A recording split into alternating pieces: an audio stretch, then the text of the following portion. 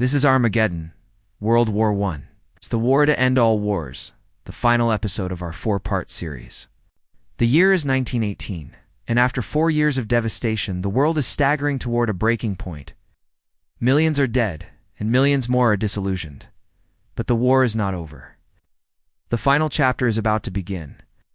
Germany's last major gamble, the spring offensive, has failed. The advance slowed, the momentum broke, and Allied resistance stiffened. The cost was catastrophic. Germany is now on the defensive. The Allies launch a counterattack that will come to be known as the 100 Days Offensive. British, French, and American forces strike together, using new tactics, more tanks, and overwhelming numbers. This time, it is the Germans who fall back. Tanks, once unreliable novelties, now lead the charge across no man's land.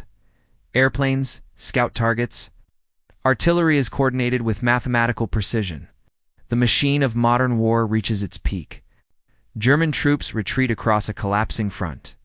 Supply lines are broken, morale is gone, and the will to fight disintegrates with every step. Some units dissolve without firing a shot. In September, the Hindenburg Line, Germany's last fortified defense, is breached. The German army is no longer retreating to fight another day. It is simply retreating.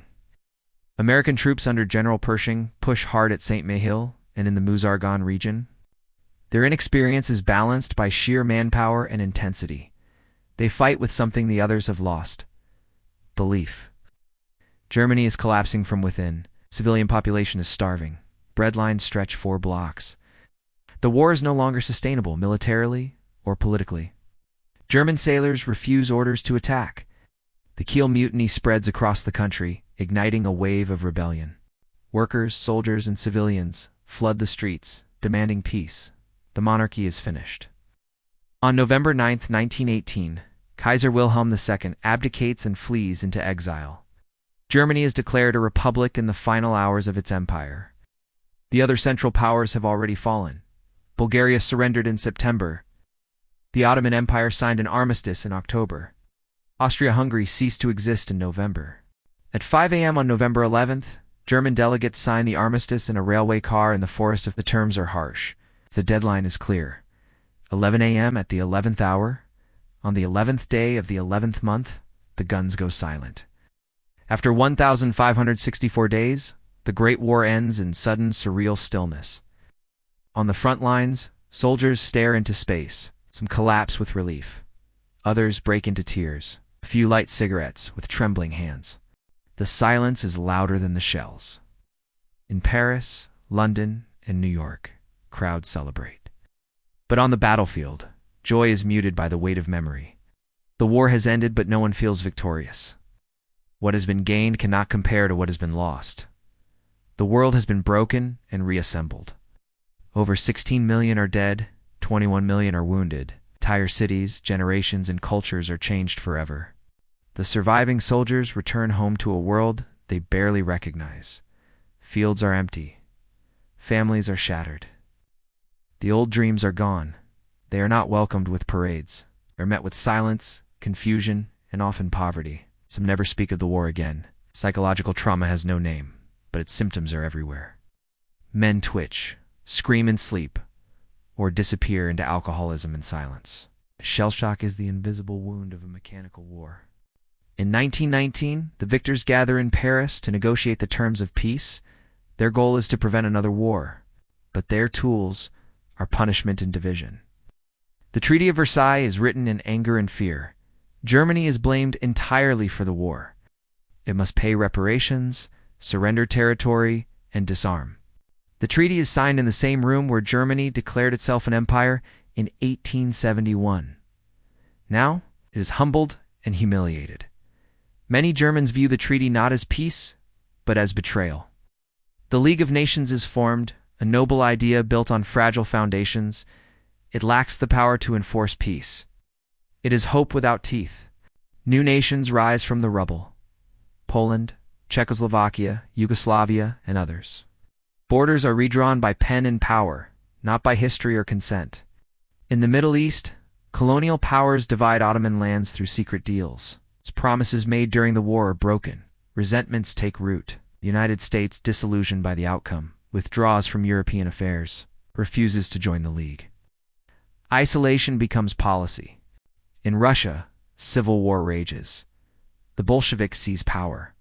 A new ideology is born from the ashes, one that will shape the century to come. Italy, though on the winning side, feels cheated. Its people speak of a mutilated victory. Nationalism grows louder. The survivors try to rebuild their lives. Artists paint new horrors. Poets mourn with sarcasm. Writers abandon glory for truth. The generation that fought the war becomes known as the lost generation. Their work, their voices, and their grief define the cultural landscape of the post-war years. In Flanders fields, poppies bloom where blood once soaked the soil. The red petals become a symbol of sacrifice, and of how easily sacrifice can be forgotten. Public memorials rise in every village, town, and city, but names carved in stone do not bring understanding, only mark absence. Children born after the war grow up, surrounded by silence. Their fathers rarely speak of it. Their teachers speak only of honor, not horror. Technology changed everything. The world learned how to kill faster, farther, and more efficiently.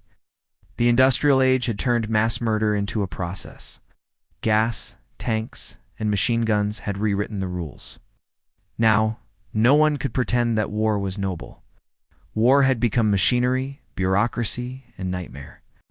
Faith in old institutions crumbles. Monarchies are gone. Empires are broken. Churches struggle to explain the scale of suffering. And yet, even in this wreckage, nothing has truly ended. The forces that drove the war, nationalism, vengeance, ambition, are still alive. Economic collapse looms. Hyperinflation grips Germany. Extremist voices begin to rise in Munich, Berlin, and elsewhere. The 1920s bring a brief period of recovery, but it is shallow. Beneath the surface, pain and anger simmer. A young generation is born into debt, silence, and unresolved rage. They will be told stories of betrayal, not of peace. The war was called the war to end all wars, but it only ended one chapter of a longer, darker story. It showed humanity what it was capable of, and how easily it could forget. The Great War reshaped the world, politically, emotionally, and geographically. It marked the end of one era, and the violent birth of the modern one. And while the trenches are silent now, the world they left behind remains unstable. Within 20 years, the world will return to fire, steel, and blood. The silence of 1918 is not peace. It is an intermission. And the final act has not yet begun.